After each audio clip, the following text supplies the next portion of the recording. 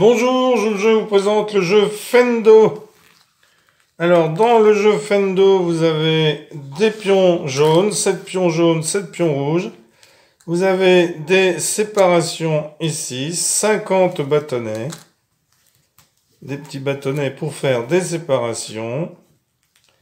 Et vous avez un plateau de jeu avec 7 x 7 cases. Alors, qui ça parviendra à s'approprier le plus de zones? Chaque joueur choisit une couleur et rassemble les pions correspondants devant lui. Puis, chaque joueur va poser un de ses pions sur la case du milieu du bord le plus proche de lui. Les bâtonnets sont placés de façon à être accessibles aux deux joueurs. Au cours de la partie, on fait toujours la différence entre une zone ouverte et les zones fermées. Les bords extérieurs du plateau de jeu forment déjà une délimitation initiale. La délimitation à l'intérieur du plateau est constituée au cours de la partie. Alors, je vais vous montrer ce que c'est qu'une zone ouverte et une zone fermée. Voilà, donc les bords extérieurs du plateau de jeu forment une délimitation initiale. La délimitation des zones à l'intérieur du plateau est effectuée au cours de la partie. Alors j'ai mis des petits traits bleus entre parce que mes petits bâtons n'étaient pas assez longs. Donc les petits traits bleus, c'est juste pour qu'il n'y ait pas du blanc quand je pose un petit bâton. Donc la zone ouverte est la zone de jeu où se trouvent plusieurs pions. Il n'y a toujours qu'une seule zone ouverte. Au début de la partie, elle couvre l'intégralité du plateau. À la fin de la partie, il y aura plus de zones ouvertes. Comme ici, par exemple, vous voyez, où il y a des zones fermées ici, une zone fermée ici, une autre ici, une ici et une ici. Et toute l'autre zone est ouverte. La zone fermée est une zone de jeu bordée par des bâtonnets et dans laquelle se trouve exactement un seul pion. Ce pion indique à quel joueur appartient la zone en question et il ne peut pas y avoir de zone fermée sans un pion à l'intérieur. Donc ici, on a une zone fermée rouge, une zone fermée jaune, une zone fermée jaune, une zone fermée rouge. Pour déplacer un joueur peut déplacer un de ses pions en ligne droite aussi loin qu'il le veut ou qu'il le peut. Et au cours de ce déplacement, il peut tourner une fois à angle droit. Par contre, il est interdit de déplacer un pion en diagonale par-dessus un bâtonnet ou par-dessus un autre pion. Alors, on va regarder les déplacements autorisés. Je vais refaire une autre disposition de plateau et on se retrouve tout de suite. Alors, on va regarder ici les déplacements qui sont autorisés. Eh bien, je peux me déplacer en ligne droite du nombre de cases souhaité. Donc, aller jusqu'au bout ou m'arrêter ici. Par exemple, je peux sinon être ici et me déplacer et tourner une fois à droite, une fois à angle droit. Par contre, je ne peux pas faire ceci et le mettre ici. C'est interdit puisqu'il y a une cloison. Je pourrais faire ici et le mettre ici. Et je ne peux pas faire ça une fois et deux fois. Je peux me mettre ici, mais j'ai pas le droit de faire deux fois ici. Voilà. Pas plus d'un virage à angle droit. Alors, les joueurs, chacun leur tour. C'est blanc qui commence. Il y a en général deux actions possibles. Donc, je vais enlever ici les pions et je vais enlever les petites barrières. Donc, deux actions possibles dans ce jeu. Est-ce qu'ils vont se faire attraper, eux? Oh là là, j'ai des griffes, des ergots à la place des mains. C'est pas possible ça. Voilà. Donc, le joueur en effectue une des deux. Si aucune des deux actions n'est possible, le joueur doit passer son tour. Choisir un pion et placer un bâtonnet. Le joueur choisit un de ses pions situés dans la zone ouverte. Il peut déplacer ce pion ou le laisser sur la case où il se trouve. Ensuite, il doit placer sur une rainure inoccupée adjacente à ce pion un bâtonnet. Si le joueur ne peut pas placer un bâtonnet adjacent à ce pion, alors il ne peut pas jouer ce coup. Donc, lorsque, par exemple, vous êtes ici, vous avancez ici, vous pouvez ensuite mettre un bâtonnet. Alors, si à un moment donné, vous ne pouvez pas parce qu'il y a des bâtonnets partout où vous voulez aller, eh bien, malheureusement, vous ne pourrez pas en placer. On regardera une petite situation de jeu. Alors, si en plaçant un bâtonnet, le joueur délimite une zone, c'est-à-dire qu'il la ferme complètement, celle-ci ne doit contenir qu'un seul pion. Il ne faut pas créer une zone fermée sans aucun pion à l'intérieur ou avec 2 pions. On peut ensuite, sinon, deuxième possibilité, placer un nouveau pion. Donc, tant qu'un joueur possède des pions qui ne sont pas encore posés sur le plateau, il peut en faire entrer un en jeu à tout moment. Ce nouveau pion devrait être placé sur une case inoccupée dans la zone ouverte. Mais le joueur doit alors choisir une des cases qui pourrait être atteinte au terme d'un déplacement autorisé par un autre pion déjà placé précédemment. Cette action ne permet pas de placer un bâtonnet.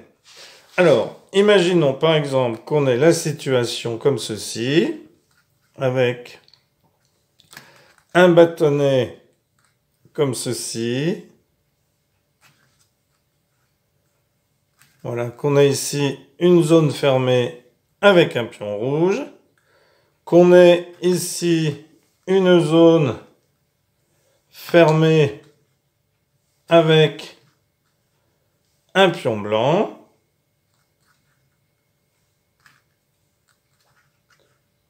un pion jaune, donc en l'occurrence ici, qu'on ait ensuite ici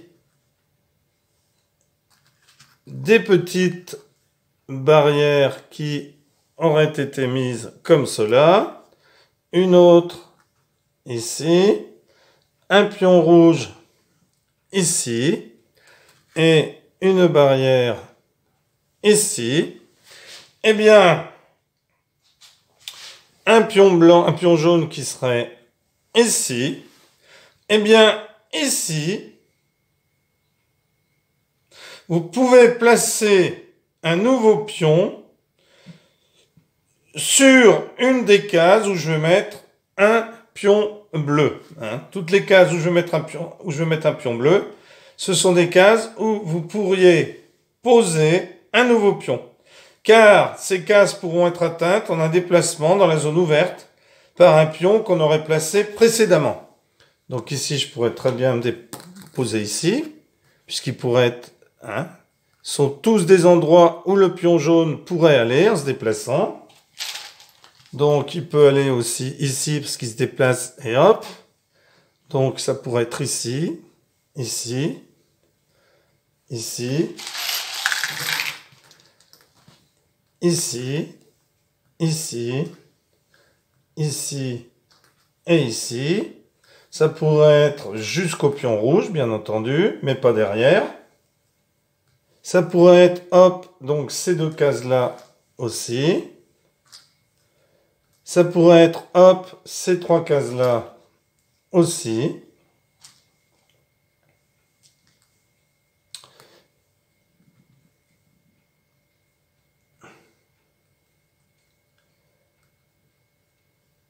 Ça pourrait être, hop, et ces trois cases-là aussi.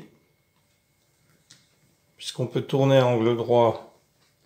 Et ça pourrait être, hop, tourner à angle droit, ces deux cases-là aussi. Donc voilà toutes les cases où vous pourriez poser un autre pion jaune. Dans les autres, vous ne pouvez pas. Car le pion jaune ici ne pourrait pas se déplacer autre part que dans une de ces cases où j'ai mis un pion bleu. Alors, la partie prend fin lorsqu'une action fait disparaître la zone ouverte et qu'il n'y a donc plus que des zones fermées.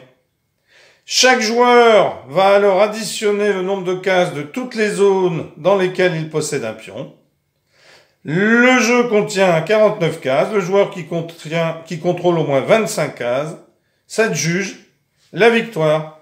Alors, je vais vous mettre un exemple de fin de partie. Voilà une situation de fin de partie. Donc là, on n'a plus qu'à compter tout simplement les points. Eh bien, on va mettre des pions jaunes là où il y a des zones pour les jaunes. Donc ça, c'est à la fin de la partie. Si vous voulez, pour compter plus facilement, vous mettez des pions. Si vous avez du mal à compter sans les pions, puisque là, il n'y avait plus de zone ouverte. Donc, on va mettre des pions partout dans les zones jaunes. On va calculer combien est-ce qu'il y a de cases jaunes. Et ensuite, eh bien, on regardera combien comme il y en a 49, eh bien, on fera 49 moins le nombre de cases jaunes. Sinon, hein, j'aurais pu mettre des pions rouges dans les cases, dans les zones gagnées par les rouges. Voilà. Donc, 1, 2, 3, alors 1, 2, 3, 4, 5, 6, 7, 8, 9, 10, 11, 12, 13, 14, 15, 16, 17, 18, 19, 20, 21, 22, 23, 24, 25. Donc ici, les jaunes l'emportent par 25 à 24. Voilà. Eh bien, écoutez, n'hésitez pas à jouer à ce jeu. Je pense que il devrait vous plaire. Alors, je vais faire un petit exemple ici, ou des petits exemples pour vous montrer un petit peu. Donc, 7 pions, 1 pour chaque joueur. Alors, imaginons ici, par exemple, qu'on ait un rouge qui serait ici et un jaune qui serait ici. Le joueur jaune se déplace ici et met un bâtonnet, donc ça lui fait une zone fermée. Le joueur orange pourrait très bien venir ici et venir ici. Et il pourrait mettre un bâtonnet, donc sur une ligne adjacente, hein, puisqu'on doit mettre... Pardon.